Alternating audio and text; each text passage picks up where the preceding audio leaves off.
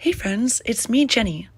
Today I took some of my Twitch emotes into Stable Diffusion on my PC, and I was experimenting by describing the emote as the prompt and seeing what kinds of images we could come up with. I can't tell you how long I spent making these emotes originally back in the day in Flash, and then when I discovered Affinity Designer, I redesigned them all again in Affinity Designer.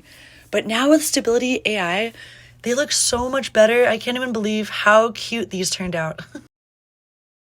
I'm still pretty new to using Stable Diffusion, and I added a few extensions.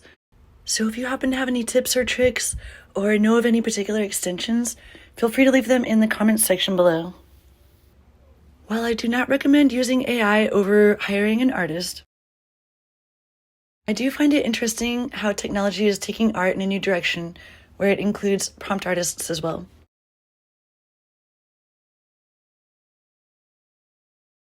Anyway, hope you liked the video, friends. Special shout out to our supporters and thanks to our subscribers. See you next time.